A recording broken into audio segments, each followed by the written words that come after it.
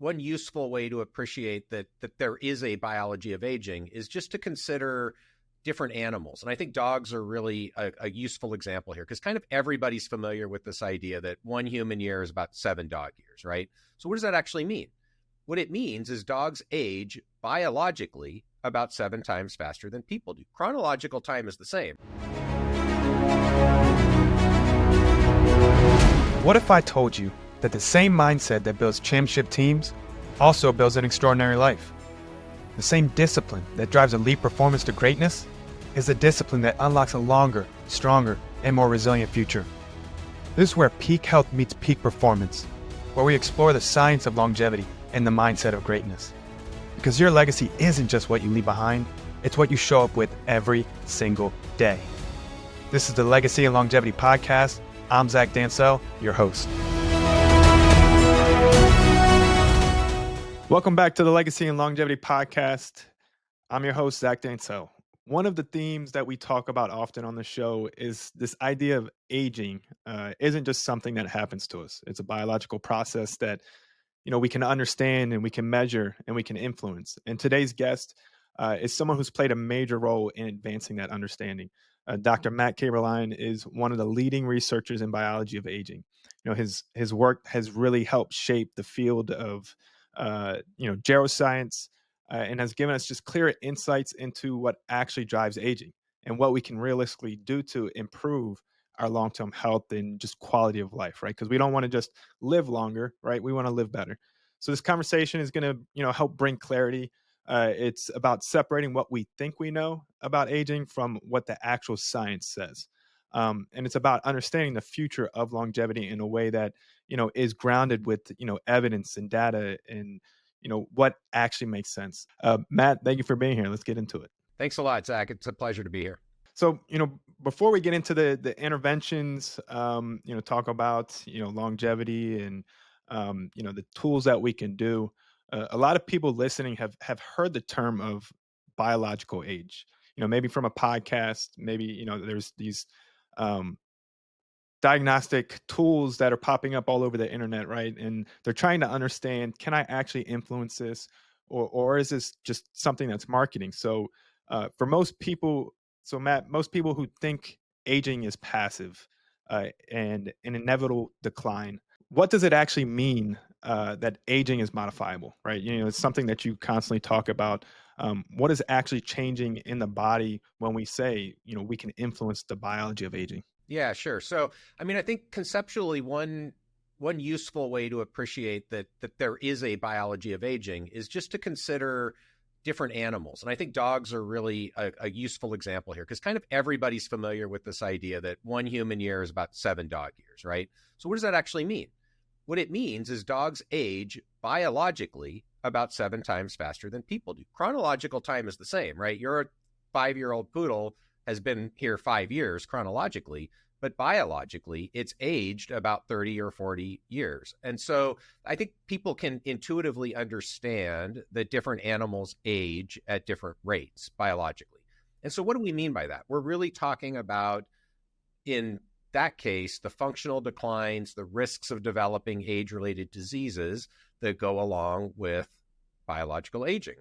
And it's useful to appreciate that there are cellular, tissue, organ level changes, molecular level changes that are also happening that drive those functional declines, the increased risk of different diseases. And so when we talk about the biology of aging from a scientific perspective, we're really interested in understanding what are those molecular, cellular, organ, tissue level changes that are connecting biological age to disease and functional decline. And that's really what geroscience is. Geroscience is the science of understanding that connection. Okay, so we all hopefully understand that different animals age at different rates. Dogs age biologically about 7 times faster than people do.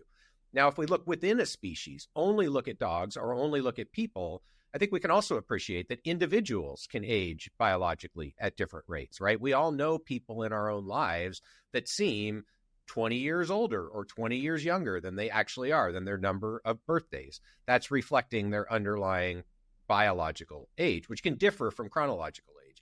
And here again, I think dogs are really useful. So for anyone out there who's a dog person, you probably appreciate that big dogs age faster than small dogs do, right?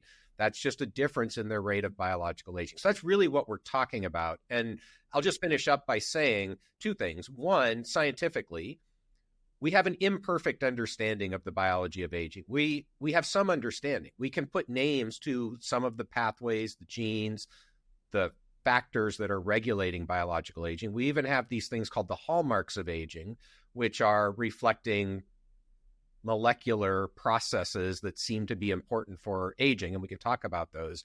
But it's important to appreciate it's a very imperfect understanding. We understand part of what biological aging is, but we certainly don't understand it all.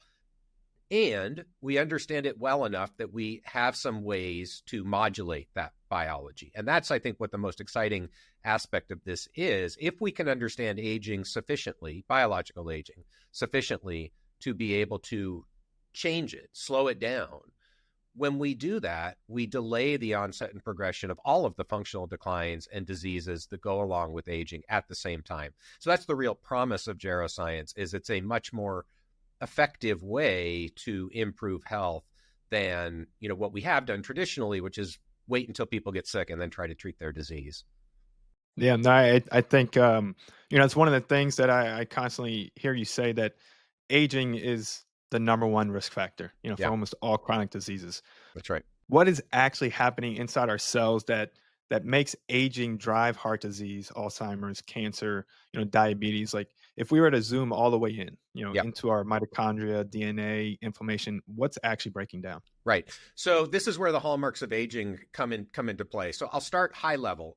At a high level, what's happening is we lose resilience. And what that means is, every cell in our body, every tissue, which is made up of cells, every organ, is constantly being perturbed by the environment. There are stressors that happen. That can be metabolic stress. It could be a toxin that gets into your body. And when we're young, we have a high level of resilience, which means when we get stressed, our cells get stressed, they're able to fix the stress and go back to their normal state. That's called homeostasis, right? This normally functioning state. As we get older, that resilience decreases, the buffer goes down, and you become more likely to accumulate damage as a result of these constant stresses that our bodies are being put under. And that damage can manifest itself in a variety of ways at the cellular level. That's where the hallmarks of aging come in. So this includes things like mutations that happen to our DNA. Lots of things can cause mutations. Radiation can cause mutations. Oxidative stress can cause mutations, just random errors. So that's one class of damage. There's misfolding of proteins. So that's called loss of proteostasis, another hallmark of aging. There's mitochondrial dysfunction, which you alluded to. So mitochondria are the powerhouses of the cells. And as we get older, our metabolic efficiency goes down, the mitochondria accumulate damage. Inflammation is another big hallmark of aging. Loss of what's called gut homeostasis, so dysbiosis. The microbial communities in our bodies become perturbed. So there are, depending on who you ask, 12 to 15 of these things that we call the hallmarks of aging. And again, these are imperfect classifications of the types of damage that accumulate, but they're helpful in that they give us things we can point to, and they give us targets we can go after if we want to develop therapies that modulate the biology of aging. We can target mitochondrial dysfunction or epigenetic dysregulation, which I hadn't mentioned yet. That's another hallmark of aging. We can target those things therapeutically, and when we do that, at least in laboratory animals, we can delay the onset and progression of diseases of aging through those therapeutic approaches. Yeah, so obviously there's you're mentioning different pathways, and the different hallmarks, but with the mechanism that everyone should know of these different pathways that people are hearing around, mTOR, Yeah. AMPK, sirtuin, senescent cells. It can be a bit confusing to someone who's not in this every day. It right? can be a bit confusing to the scientists who are in the weeds every day. Yeah. Yeah. So let me just give one thing that might help, and then happy to answer any questions. But so the hallmarks are really, I think, what I would say are kind of the outward facing effects, the types of damage that accumulate. So senescent cells you mentioned are another hallmark of aging. That's a consequence, right? the things like mTOR, AMP kinase are factors that are regulating the hallmarks. They're part of a network that is the biology of aging that regulates the hallmarks. And the thing that's important to appreciate there is it's a really complicated set of interacting proteins and metabolites in the cells, but there are a few key nodes in that network that we understand if we tweak those nodes, we can have an impact through the whole network. We affect not just one hallmark of aging, but all of them at the same time. That's where the important ones like mTOR and AMP kinase come into play, because we've learned from studies in laboratory animals that we can turn those things up or down, and we seem to slow all of the hallmarks of aging or accelerate all of the hallmarks of aging, which is consistent with the idea that we're really slowing the biological aging process. I think that's really the best evidence that there is a single biological aging process, as opposed to, the alternative, which is that there's just lots of different ways the system can break down, right? Yeah. And that's important, because if it was just lots of different ways the system can break down, it would be really, really difficult to impact all of the biology of aging at the same time. That doesn't seem to be the case. It seems to be the case we can change one gene and have a big impact on lifespan and health span in animals. And so, again, from a therapeutic perspective, that's very encouraging, because we very much ought to be able to do the same thing in people or in our companion animals. Yeah, and I think it definitely cleared it up. With the different pathways that you were mentioning, like mTOR, what would you say, if you had to choose, the single most important biological process that drives aging?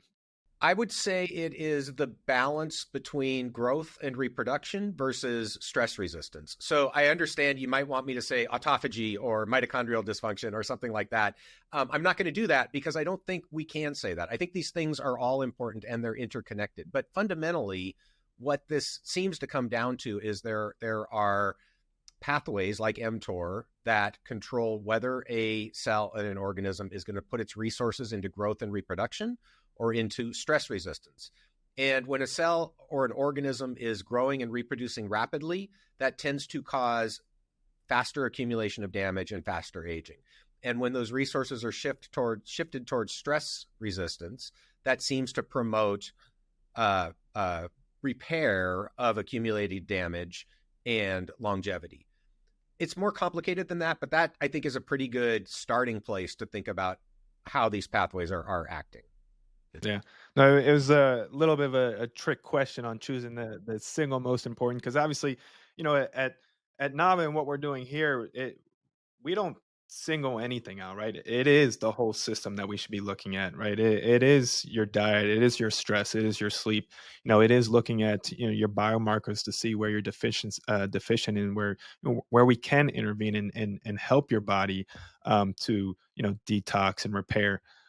But one of the things that you mentioned about mTOR, and I think there's this tug of war in our body of being in growth mode versus being in repair mode. There's the mindset of I need to work out, right? I need to grow muscle, because lean muscle can is one of the long one of the biggest tools we can use for longevity. But then also obviously, if we're doing that, we're upregulating our mTOR, right? Yep. But then also there's a big part that we need to downregulate, right? Because that's also shown to help, with longevity. Like, so where do we find that fine line in between, and how do we know?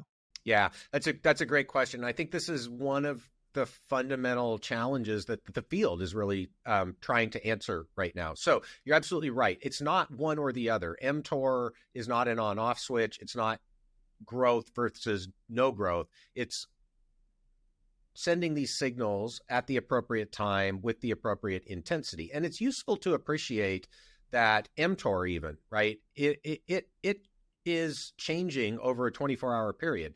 The activity of mTOR is circadian, right? You have periods where mTOR activity gets increased, like right after you eat, particularly a high protein meal, or when you're building muscle. You have periods where mTOR decreases, where you're in that recovery mode. And when mTOR decreases, that's where you see more autophagy, which is the cellular recycling system, right? It breaks down a lot of damage. And you want both of those. So that's why I think it's really important to appreciate it's not all or nothing. And, to be completely honest, we don't know what optimal is when we're talking about even mTOR, right? And we haven't talked about rapamycin yet, but rapamycin is a drug that inhibits mTOR. It seems to slow aging in every animal where it's ever been tested. But obviously, there's a dose of rapamycin that's too much. So you turn down mTOR too much, you're going to get sick. You turn it down even further, you're going to die, right? So it's a balancing act. And I think we have to appreciate that. And so that's where we need to be guided by both short-term and long-term biomarker changes. This is where the biomarkers become so important, because those are the things we can use to understand how are we affecting health, how are we affecting what we understand about biomarkers that reflect longevity. And if those are all going the right direction on whatever regimen we're using, that's a good sign, right? And so you mentioned muscle mass. That's a really good example. As we get older, in particular, maintaining muscle mass becomes even more important, because frailty and sarcopenia are conditions that are certainly important for quality of life, but also can significantly impact longevity. You need to have appropriate mTOR activation to build new muscle. One of the things we've learned, though, is that, in a young person, eating a high protein meal will activate mTOR. That sort of appropriate activation of mTOR becomes perturbed as we get older. So you can eat a high protein meal when you're older, and it won't have the same effect on mTOR that it does in a young person. So it's a complex system. You said we should need to think about it as the system, right? That's right. I think an even more precise way to say it is our bodies are a system of systems that are interacting with each other. You've got the cognitive system, the cardiovascular system, the metabolic system, right? And so we need to understand how all of those things are interacting and use biomarkers as, I think, a readout to help us predict whether whatever the intervention is that we're using is having the effect that we want it to have. Yeah. You brought up rapamycin, and I think, your name is almost inseparable, from for better or worse. Yeah. Yeah, for better or worse. When it comes to rapamycin at this point, both in the scientific literature as well as just, your public conversations that you have, for those who aren't scientists, what does rapamycin do in the body that makes it so compelling for aging research? Right. So rapamycin is a small molecule. It was actually first found on Easter Island, which also goes by the name Rapa Nui. That's where the drug gets its name. It's produced by a bacteria there. And scientists, several decades ago discovered that rapamycin is what's called an inhibitor of mTOR. So if you think about mTOR as a knob, volume knob, you can turn up or turn down. mTOR promotes growth when you turn it up. Rapamycin turns the knob down. So it doesn't shut mTOR off, but it turns it down. And what we've learned, over the last 25 years from studies in geroscience is that when we treat animals, and this has been done with a bunch of different laboratory model organisms, all the way from single-celled yeast to rodents, rats, and mice, even some data in non-human primates and marmosets. When we give rapamycin to laboratory animals, they live longer, and they seem to maintain health later into life. And when we look at the hallmarks of aging, rapamycin seems to be able to slow all of the hallmarks of aging, some of them more effectively than others. But this all sort of paints the picture that rapamycin slows biological aging by turning down mTOR. That picture is further fleshed out and supported by the fact we can do the same thing by genetically turning down mTOR. So rapamycin is a small molecule that would be pharmacologically turning down mTOR. We can also use genetic tools to turn down mTOR, and we get the same effect. So it seems very clear that mTOR is a central node in the biology of aging network. And as we turn it down to a certain point, animals live longer and are healthier. What we don't know is what's optimal. Most of these experiments have been done turning mTOR down continuously, through a portion of life or all of life. Maybe you could do better if you turned it down intermittently. There's a lot of questions we don't know about what's optimal, but I think we can be pretty certain that turning down mTOR slows aging within certain ranges. And now I think a big question is the same thing true in the real world? If we take rapamycin out of the laboratory, apply it in people, will we get slower aging? And rapamycin is complicated because we know a lot about rapamycin use in people, but most of that information comes from organ transplant patients. So in parallel with the scientific studies in geroscience, showing that it slows aging, rapamycin was developed clinically and FDA approved to prevent organ transplant rejection. So it's thought of in the clinical community first as an immunosuppressant. And that's a different dose. Those are high doses of rapamycin. The reason that works is because mTOR activity is very important for immune function. And you need activation of mTOR in order to mount a robust immune response. And of course, organ transplant rejection is fundamentally an immune response against the transplanted organ. So at high enough doses, especially when rapamycin is combined with true immunosuppressants, you will prevent organ transplant rejection. So that's how it was first FDA approved. Most of the clinical trials were done in that context, different patient population from healthy elderly people. So it's created this complicated environment where many medical professionals have fear about rapamycin because in organ transplant patients, it has side effects and you'd be concerned about it impairing the immune system. So I think we're learning now, like, what are the real benefits of rapamycin? What are the potential concerns in healthier people if we're trying to use it to improve health span and potentially lifespan? And I'm happy to get into that data. It's complicated. There's a fair amount of data. It's super interesting. But the honest answer is we really don't know at this point whether rapamycin slows aging in humans or not. You answered one of the, I think, the biggest questions that people have out there, right? This fear that because it is an immunosuppressant, people needing to understand that, yes, it's the same drug, but it's the difference between high dose and low dose. What would you say, what the longevity industry right now, like what is the dose that people are considered as the lower dose for rapamycin? Sure. Yeah. And so I would say it's a combination of both dose and frequency at which you are taking the drug. So in organ transplant patients, it's quite variable, the dose, and they dose based on blood levels, right? So that's why it's variable. But it's going to be a daily regimen, usually multiple milligrams a day. It could be anywhere from 3 to 10 to sometimes 20 during a loading phase. But it's daily. And those people are taking strong immunosuppressants. Nobody ever takes rapamycin alone to prevent organ transplant rejection. It's always taken with other strong drugs. When people are using it, what's called off-label for potential health span benefits, it's very different. These are typically healthier people. Some of them are taking other drugs like statins or, a diabetes drug, but they're healthier. They don't have a transplanted organ. They're not taking immunosuppressants. And the regimen that is most common is anywhere from 3 to 6 milligrams given once a week. So not daily anymore, but once a week. And there's some evidence to support the idea that when you do that, you get the benefits. So you preserve what's called efficacy, meaning does the drug work?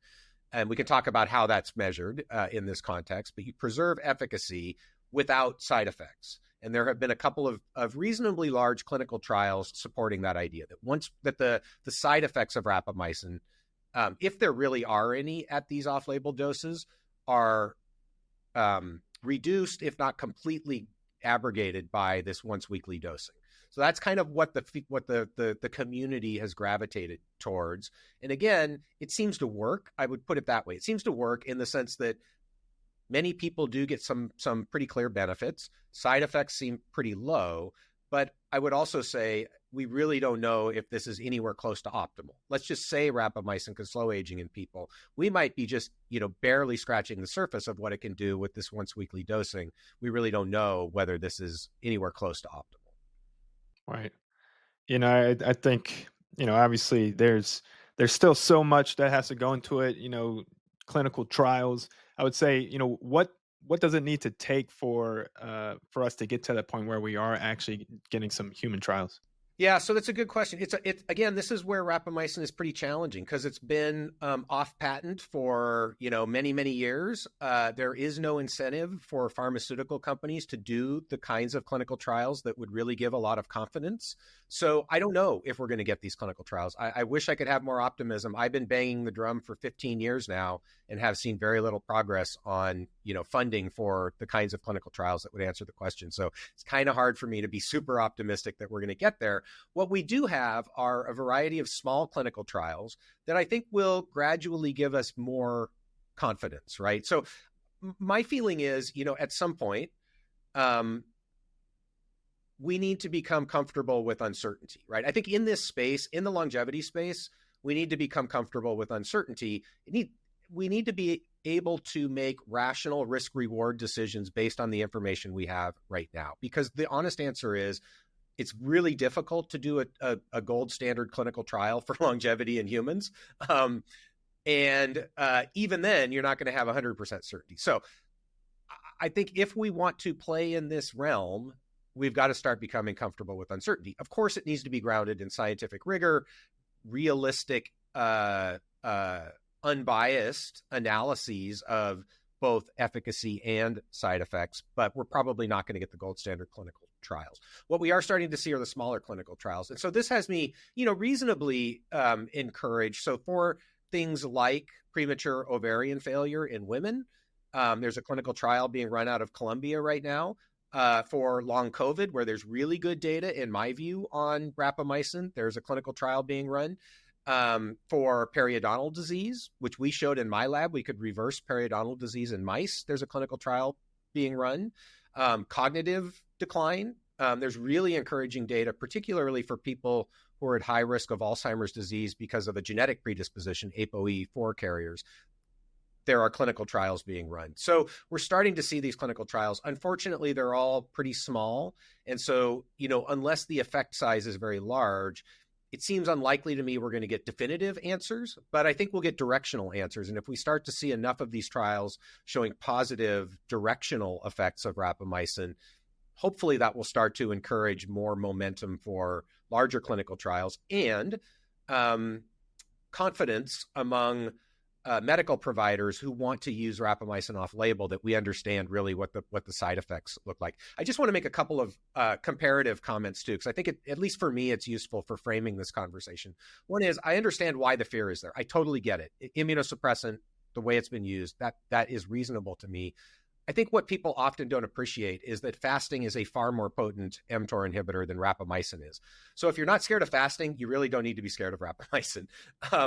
The other thing that I find a little bit perplexing from just a purely, rational perspective is, I think when you have an FDA-approved drug, you're going to have a much better understanding of what the possible side effects are, because it's been studied so deeply. And because at FDA, there is such a concern about side effects, those get emphasized. And you have things where they haven't gone through FDA clinical trials. The side effect profile is completely unknown and probably much worse than many of these drugs like rapamycin. But simply because it hasn't gone through the FDA trials, people don't have the fear around it. And I would put a lot of the peptides that are out there right now in that category. Many of those, not all of them, some of them have gone through FDA trials. Many of them haven't. And yet a lot of physicians feel much more comfortable using these peptides than they do using rapamycin. And I really don't think that's based on any sort of rational understanding of the biology or of the actual data. It's just that we have a lot more data when these things go through the FDA process, and the negatives get emphasized because of the way the FDA process is set up to protect people. So maybe that's helpful for some people, especially medical providers who are thinking about these different interventions. Where do I land on confidence in using them? I would personally gravitate towards an FDA-approved intervention simply because we have understanding of what the side effects are, what we need to look for, what doses are likely to drive those side effects, when we don't have that for things that haven't gone through that process. And I'm not a fan of FDA, so don't take that as a rubber stamp of FDA. I would love to see FDA reform, believe me. But just given a purely data perspective, I think it helps if you really understand what the data are, and you have data for lots and lots of people. Yeah, and I think that's one of the most challenging things to overcome. Just in the longevity space overall, right, is the obstacles that it has to face, right? Some of the largest corporations and players, there's not a lot of incentive, like you said, in creating products or creating drugs that is ultimately helping people be healthier, right? Unfortunately, it's we're in a time where profits come from people who are sick, and that's obviously why we're in a cash-based business now, is to overcome that, right? It's our way around that until, you know, I've said it before, but they just haven't figured out a way to monetize on healthy individuals. But I think, to your point, how do we, without things like the FDA approval list, what are some tools that could be used to, help guide us further into some of these other products that might not have that approval stamp yet, but are showing, just promise and effectiveness with helping people, with what they're going through today and ultimately longevity. Yeah, I think that's the right question to be asking. So, I mean, I can tell you, what I do and what we do at OptiSpan, which is really to try to understand what are the most effective diagnostics and biomarkers for understanding where a person's health is today, and where we want to guide their trajectory in the future. And I think it's important to recognize that most of the data that we use in traditional healthcare is based on population studies, right? But this is really about the individual. And that's where if you do the right set of core diagnostics and biomarkers, you can really understand that individual. And so, we can certainly talk about, all of the different things we could measure. I kind of put it in a couple of buckets. I think everybody, first of all, this is a personal decision for people to take control of their own health. People need to recognize nobody else is going to do it for you, right? You can't count on the current healthcare system to take care of you. So you've got to make the decision that your health is your most important asset and act on it. And then how do you do that? I think that's the hard question, right? So people make that decision.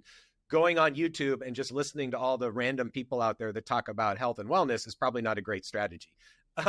So I would say one of the most important things is to find a good medical provider. I think you can do it yourself, but that's really hard.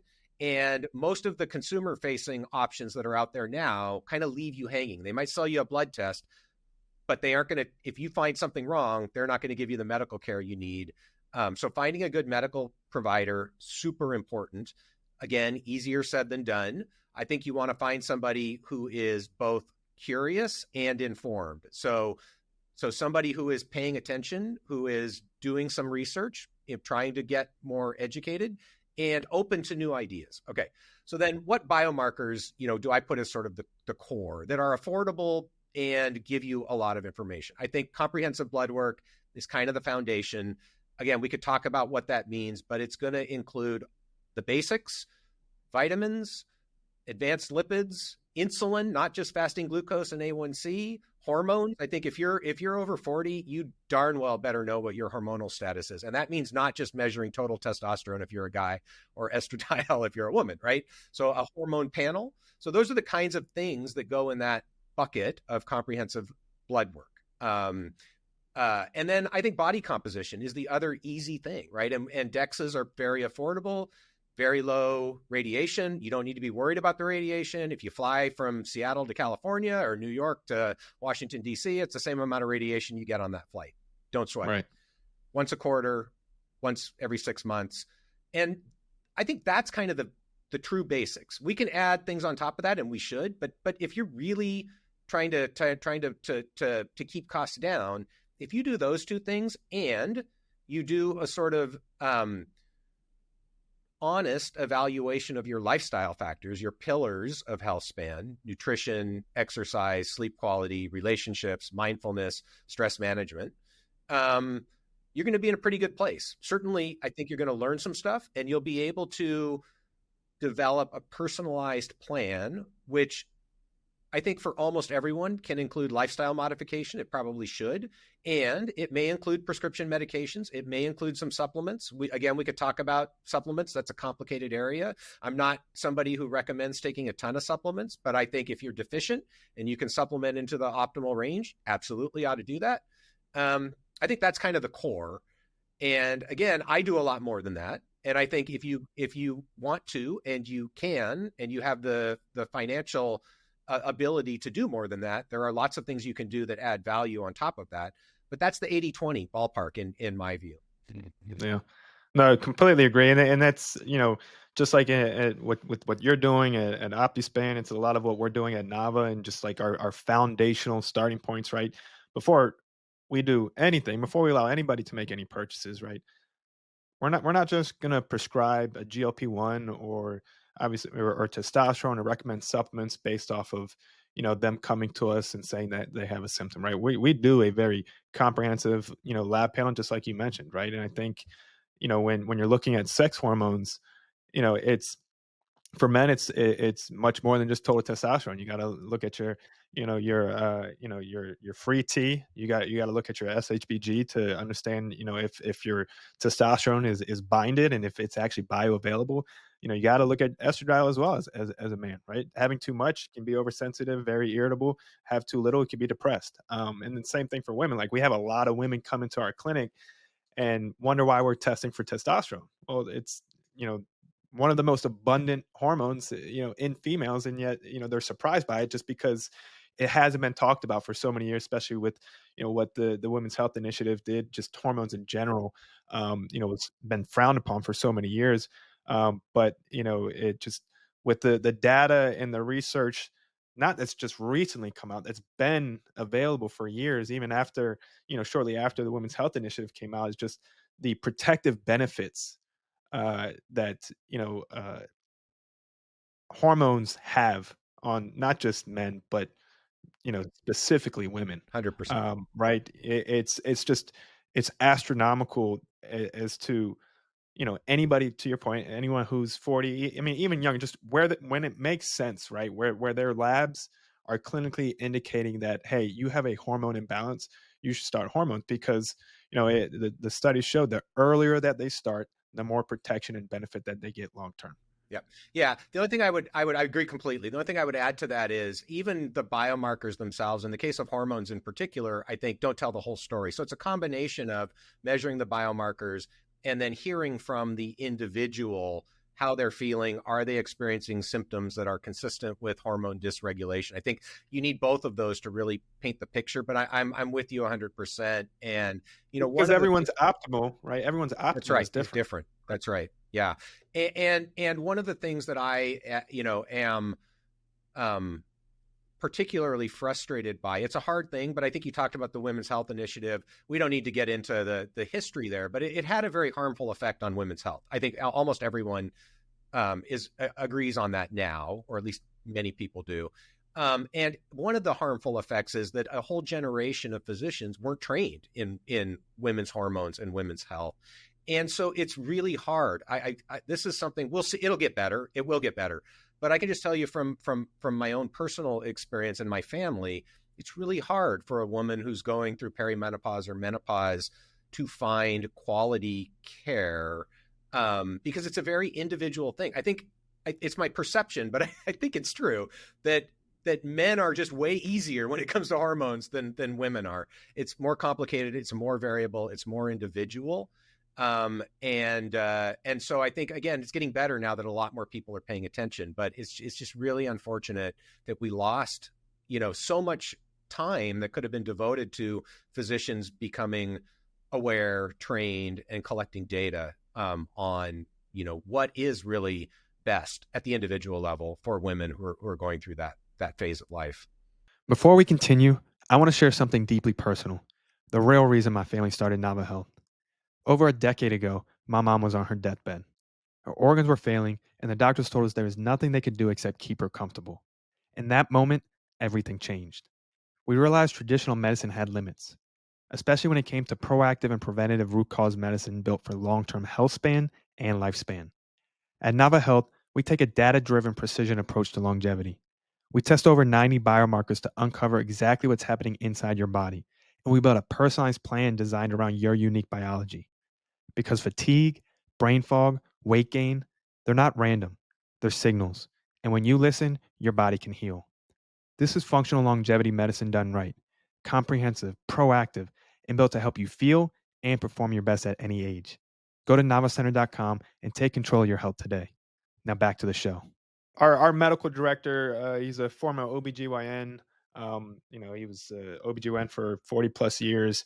That's, right around the time where he made the switch and saw just the disservice that medicine was doing, and really got into the hormone side of things. Started practicing integrated medicine.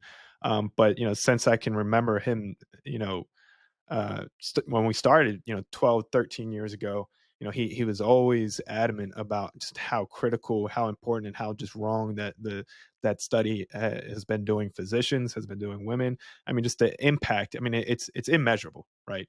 Of what type of damage was done. But that can be a whole episode podcast in itself. But let's talk about right now, today, not in 2050. What is the most reliable, evidence supported intervention that we have to slowing aging today? Yeah, I mean, again, I would say it all goes back to the pillars of health span, right? So I don't know that I would put one above the other. So I think about it in 4 buckets: eat, move, sleep, connect. And so I think they're all important. And which is most important is very individual. For some people, fixing the nutritional aspect is going to have the biggest bang. For some people, the activity. For some people, it's going to be the social component, right? And again, it's interesting to me because I would not necessarily have predicted that 3 years ago when I, left my academic position and started this new role, building these clinical programs and this technology platform. I honestly, probably pretty typical for a middle-aged guy, didn't spend a lot of time thinking about relationships and connection and mindfulness. But definitely in my own life, it's been important. That transition of paying more attention has been huge for me. And we do certainly have clients who dial it in eat, move, sleep, but they're really struggling. They don't have friends. They don't spend time with other people. And so their quality of life is greatly diminished. So I don't think we can point to one thing, but I think for most people, taking an honest look at your lifestyle factors along with biomarkers and figuring out where you're going to get the biggest bang for the buck there is where you can have the biggest impact. It's not easy. There's behavioral stuff that has to happen. There's habit forming stuff that has to happen, but that's where you're going to get the biggest impact in my view. Yeah, and I think one of the things that you kind of just keep hitting at um, is it's not a one size fits all model, right? You know, every person has their own individual needs, the different ranges of optimal, what makes sense for them, whether it's more important for diet, whether it's sleep, whether it's stress management, whether it is the biomarkers, where it really makes sense for them to take control of their health, like work with a professional who's like you said, who's more in the space, is open minded, right? Isn't just going by the book, because it needs to be personalized, right? It's not a cookie cutter model. Just healthcare longevity, it should be very geared and specific based on every single individual walking through the door, and that's doing that test, because it's also, you said as well, it's not just about the biomarkers, right? It's also about how someone is feeling, right? It's about what they feel like they are presenting, because everyone has the right to their own perception, right? Their perception is their perception, and that's kind of how you have to look at things when it comes to just that personalization side of things, and make sure that you're not going to a place that's treating you as a population instead of a one-on-one, because you are a one-on-one. um, so one of the things that you also talk about, right, is the different diets, right? And that's a huge topic that I think there's a lot of misinformation, a lot of influencers in the market that are spewing that this diet is great for everybody, Yeah, right? And going to be so far wrong, right? Because not every diet is best for everybody, right? There's fasting, right? There's keto, there's high protein diets. Um, Kind of just talk to us about what's your take on dieting, the benefits of some of the ones that you're seeing the most promise with helping versus men versus women, and trying to just give us some education there. sure. Yeah. Well, so just a couple of high level things first. One, you said there are people out there who say this diet is right for everyone. My advice would be, if you ever hear somebody say that, just stop listening to them and don't ever pay attention to them again, because they're full of it. So a couple of things I think about, top level. One is this idea of what you eat, how much you eat, or when you eat, and kind of ranking it that way, right? Because there's a lot of variation around intermittent fasting, time restricted eating. That's kind of when you eat. There's variation around calories in, calories out. What's most important? That's how much you eat. And then there's quality of diet. And the way I think about it is, if you just rank those three, what you eat and how much you eat are way more important than when you eat. I think when you eat can have an impact for some people, but it's mostly an impact around whether or not intermittent fasting, time restricted eating helps you eat less, right? I don't think there's much evidence that those things in and of themselves, if you are eating the same amount of calories, have substantial benefits. In fact, there isn't much data. I can say that with certainty. Doesn't mean that they don't or can't, but the data we've got now is that the benefits of intermittent fasting, time restricted eating, really come down to people tend to eat less. There's an appetite suppressing effect. There's a behavior habit effect for some people. So if it works for you, great. But just don't think that intermittent fasting is going to be the cure-all in terms of nutrition in and of itself. I personally think that the biggest lever you can pull with nutrition is diet quality. Because if you're eating a high-quality diet, it's really hard to overeat. And it probably, for most people, doesn't matter whether you do time-restricted eating or intermittent fasting if you're sticking to a high-quality diet. So what does that mean, right? And that's where it's going to become a little bit variable, what's best for individuals. Part of this is can I stick with it component, right? Within the realm of what is a high-quality diet, what's going to work for you may not work for me. I might be like, there is just no way I can eat salads all the time, or there's no way, I'm going to eat, chicken breast all the time. So I think you have to be realistic as to what's going to work for you. And it doesn't have to be all the time. That's the other thing. I think some people feel like I have to do this 24/7, 365. I think we've learned you don't have to. If 9 out of every 10 meals fit that high quality bucket, that 10th meal, go to town if that works for you. I don't personally do that, but if that works for you, great. So that's sort of the way I land high level. So what does high quality mean? At a basic level, I would say it means largely avoiding highly processed foods that have added sugars. And I think one of the tips that a lot of people still surprisingly don't use is read the freaking labels, right?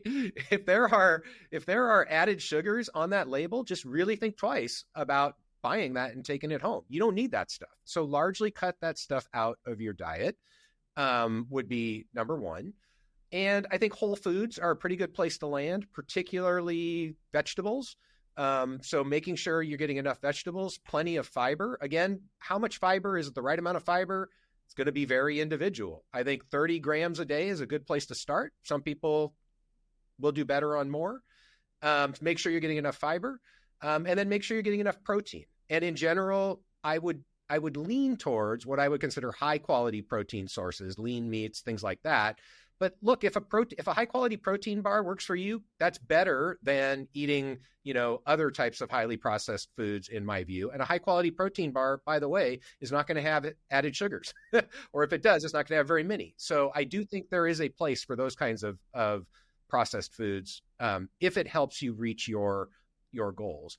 And again, my experience has been for most people, if you can get that diet piece dialed in, quality of diet, it's pretty hard to really overeat. And especially if you're combining that with regular exercise and movement, you're going to see positive changes in metabolic health and body composition that are what we're looking for in terms of likelihood of increased health span. Yeah, I think a lot of people are, finally coming around, especially with the Maha movement and people like Food Babe who, are making it known to be more cognizant of reading the food label, reading what's in the food, the additives. So I think that message that's getting around. I think people are becoming more aware of just really looking at the food. Yeah. And not just for themselves, but I mean, starting at a early age, just the school lunches, right? Things like that I think are playing a huge factor in the early adolescence of the development of what our future is going to be, right, within our kids. So I think that's great. I think but one of the big things that I think is really exciting, at least on our end, and obviously you just talked about starting this data company. A big theme in medicine, specifically longevity medicine, right now is AI, right? Mm-hmm. Yep. And just how that can be utilized, whether it's from drug discovery to personalized protocols. What role do you see AI playing in the future of longevity science? Yeah. So there's a few places where there's no question AI is going to have a big impact. On the basic research side, I think because the biology of aging is so complex that, especially when we start to collect these large data types like transcriptomic, proteomic, metabolomic, epigenome, AI can help disentangle signals there that humans are never going to be able to see, and that will have a couple of downstream effects. One is in being able to develop new algorithms, new biomarkers that predict health outcomes, potentially predict biological age. All of these biological aging clocks were developed using AI. We haven't talked about those. Again, I'll just say it now. Don't go buy a biological aging clock. They are not useful at this point in clinical practice or for personal use. But they're the early stages. They are useful in research right now, and they're going to get better. So that's one area I think where AI is having an impact. It's also going to have an impact in the research world on identifying new mechanisms that can then be tested, new interventions that can be tested and brought forward, hopefully more effective interventions that have larger effects on health span and lifespan. And then in the clinic, I think in healthcare in general, AI is going to have a lot of potential uses in the traditional healthcare system. I don't want to get into that. Hospitals are using AI already for a variety of purposes. But in this sort of realm of science-based proactive healthcare, I think one of the really exciting uses of AI, there's two actually. One is scaling the doc, right? So docs that know how to use these tools will be much more efficient and effective. And we see that in our practice. I'm sure you guys do as well. And that's just going to continue to increase. The other is going to be these sort of personal health span agents. And they're not there yet. So, I mean, probably many people listening to this, I've done it myself. Put your blood work into ChatGPT, ask it to interpret it. It does a pretty good job. Like, I'm not going to say it's not good. It does a pretty good job. It also makes mistakes. You need to be careful. But we are not too far away from having AI-based health span agents that can integrate not just blood work, but blood work, DEXA, MRI, ultrasound, genetics, put that all together, integrate it, and give back recommendations, interpretations. Now, again, for a while, I believe you're going to want to have a doc in the loop. But I do think even early on, say 2 years from now, where you still want a doc in the loop, these AI agents can integrate real-time data from your wearables if you want them to, right? And I think you'll be able to get feedbacks that can have behavior modifying positive impacts on people through that integration, right? You know, one example would be if you've got, you know, a wearable that monitors heart rate, or we don't have, in the US at least right now, we don't yet have continuous blood pressure monitors, but we're not too far off, monitors blood pressure. You get stuck in traffic like I did yesterday when a mudslide shut down I-90 and your blood pressure starts to spike, right? Maybe you get a little ping from your AI agent that's like, you seem to be having you seem to be in the car and having a blood pressure spike. Perhaps you should consider a breathing exercise, and it'll walk you through, you know, some sort of breathing or mindfulness exercise. So I think that's not very far away. And that can have sort of day-to-day impact, or if you're wearing a continuous glucose monitor around diet. Like, we can all see lots of ways these things could be impactful. So I think those are, again, I hope those are going to have a really large value going forward. And one of the things that makes me optimistic is that the combination of the scaling of the doc and these personalized health span agents, I think for the first time really gives a path to dealing with some of the healthcare disparities, certainly not all of them, but some of the healthcare disparities that are very real and very problematic today, because these tools are not particularly expensive. So if you combine an inexpensive AI health span agent with the sort of 80-20 of diagnostics that I mentioned earlier, you could imagine making that available to a large percentage of the population. Honestly, I think we could easily afford it in the United States if we had the will as a society to make these things available to everybody. So there are opportunities there. I'm not naive enough to think it's going to solve all the world's problems, but I do think that AI really does provide realistic path to dealing with some of the healthcare disparities that are plaguing us in society today. Yeah, no, I think AI definitely provides extreme value, right? It's going to be able to, cover a bunch of gaps, right? I mean, when you're working with a doctor, right, there's only so much information that he can retain and remember and experiences that he can have. versus, the world's largest computer having all this data, different experiences, different educations, different studies, to be able to give you an almost real time answer. Right. Right. I think, just the speed in which information is going to be able to be delivered. You don't have to wait for the doctor to go and do his own research. I do believe, like you said, for now, it still needs to work side by side with the doctor. But, just this acceptance, right? That I think people need to accept. AI is here and it is going to change just every industry, in the world, right? There's no turning it off at this point. People do need to start accepting it and looking at the good and what it can do versus the bad. I think that's really Because important. Yeah. We as humans gravitate towards the negative and we're evolutionarily hardwired. And I think that's important. Like we need to be aware of the risks. I don't want to minimize the challenges or the risks of AI, but I think we tend to, going back to the rapamycin, like side effect fears, right? We tend to be fear-based and gravitate towards the negative. And so taking a step back and really trying to take a balanced look at the opportunities and the risks. And I think AI is a perfect example where there's both. And so we need to be aware, but not bias ourselves one way or the other if possible. yeah, no, and it's, some places, certain doctors, right, it can take months to get into, their office on their books. But to your point, there's a lot of things that, these AI agents, health agents, essentially I call it's gonna, at some point it's gonna be your digital twin, where it is synced up to your biomarkers, your wearables, just, constantly monitoring the food that you eat. So it is able to ping you saying, hey, you know you're showing a little bit signs of stress, or you're overeating, to help, just on the daily decisions that, like, I myself, or yourself, like, just can't constantly keep up with the amount of inputs that are coming at us throughout the day. I do think AI is going to be revolutionary when it comes to healthcare, and I think a lot of people like yourself are seeing that, right? It's just how we leverage that Yep. is the most important thing. So, you know, we've talked about, the pathways, drugs like rapamycin, the clocks, or we didn't go super in depth of the clocks other than don't get one, but and the mechanisms. But at the end of the day, this is about people staying present, right, and alive for the moments that matter. And I want to make sure that this conversation, um, on the human side, or I want to make sure that this conversation lands on the human side of all of this, right? Why health span matters. So why does extending health span and not just lifespan matter so deeply to you personally?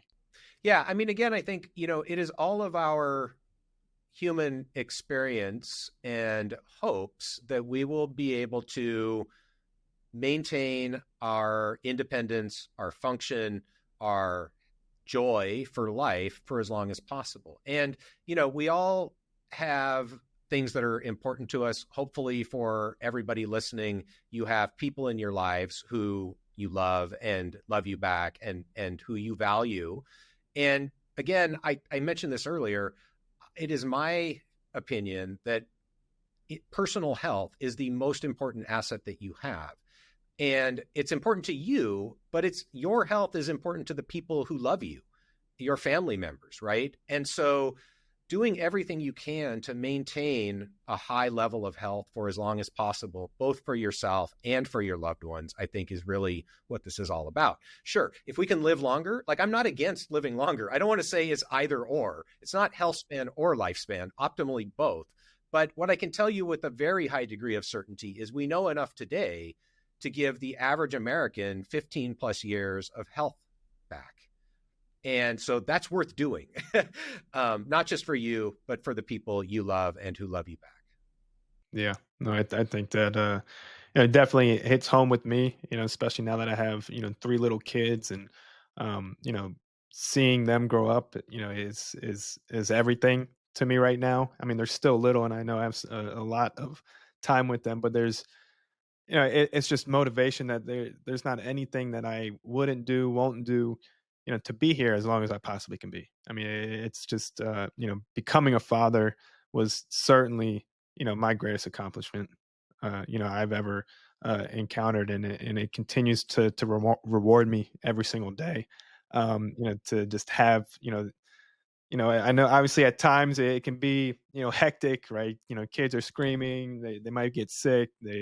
Obviously there's food and messes everywhere, but those are the moments that, I have to stop and like think to myself, like, I want to cherish this moment, and I want to, I wish I could pause it because I know very soon, right? They're going to be out of the house and I'm going to be Yeah. wishing for these moments back. Yeah.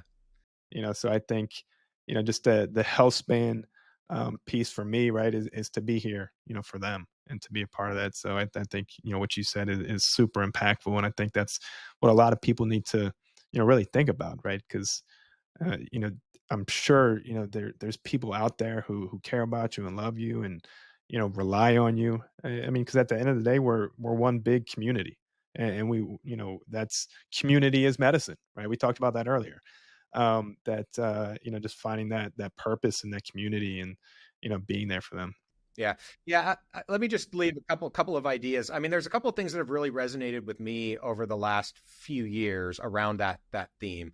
One is a mentor of mine named Dave Saby. He has all sorts of pearls of wisdom, which has been wonderful for me to get those. And I think as we get older, there really is this accumulation of wisdom. So maintaining the health as you get older allows you to not only be able to accumulate that wisdom, but pass it on. One of the pearls of wisdom that he's given me, and I think it's a useful thing for everybody to contemplate, is you should spend at least a few minutes every day thinking about what you're thinking about. And there are levels there, but you were just getting into how sometimes it's so easy to get stuck in the moment, and so just spend some time really thinking about what is it in your own head? What are the messages that you're telling yourself, or that social media is telling you, or that your frustrations with your kids are telling you? Spend some time every day thinking about what you're thinking about.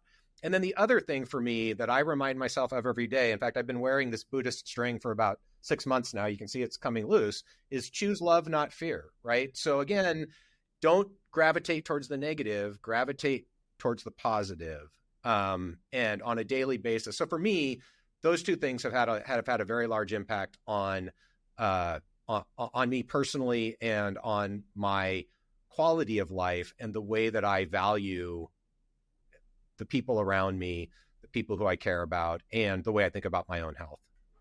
Yeah. No, it's super impactful and super meaningful. And I was one of my questions I was getting ready to ask you before we closed out, and you might have just answered, but I want to ask you just to make sure that's what it is. You know, what is your purpose? Your why behind the work that you do day in and day out. Yeah, I mean, I think it very much is aligned with what I just said. I would say personally, you know, um, I am motivated by making a positive difference in the world for the people that I love, but hopefully for society as a whole. That's what brings me joy and brings me value. Another of Dave's pearls of wisdom is that uh, humans experience the most joy by doing something nice for other people without any expectation of return. And so, my hope is, like, I personally definitely feel motivated by doing what I perceive as important things that bring value to the world.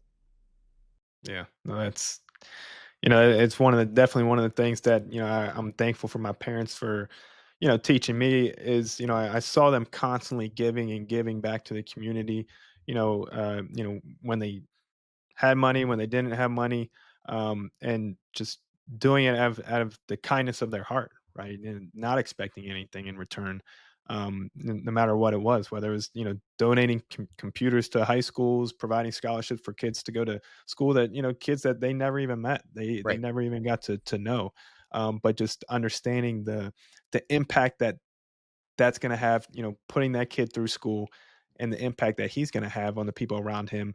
I think, they're just, again, just trying to make the world a better place and trying to, give without any expectation in return. Yeah, and I think one thing I would add there is I think it doesn't have to be doing big projects, right? It can be at the individual level, like you were just saying, right? And that can be probably even more rewarding because then you get that personal connection as well. So yeah, 100% aligned with that. Yeah. And then the last question that I like to ask before, closing out this conversation is when it's all said and done, What do you want your legacy to be remembered by?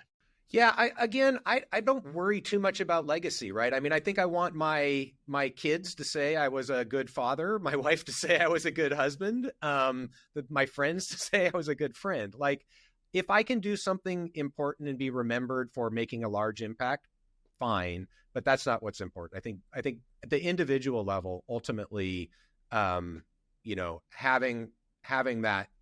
that large impact on the people who are central to your life is what's important. Oh, that's awesome. Well, Matt, this has been incredibly, useful and grounding. Hopefully, the viewers and listeners, enjoyed it as much as I did. So I just want to say thank you for taking the time, coming on the show, and being able to participate with us. It's been my pleasure. Thank you so much for having me.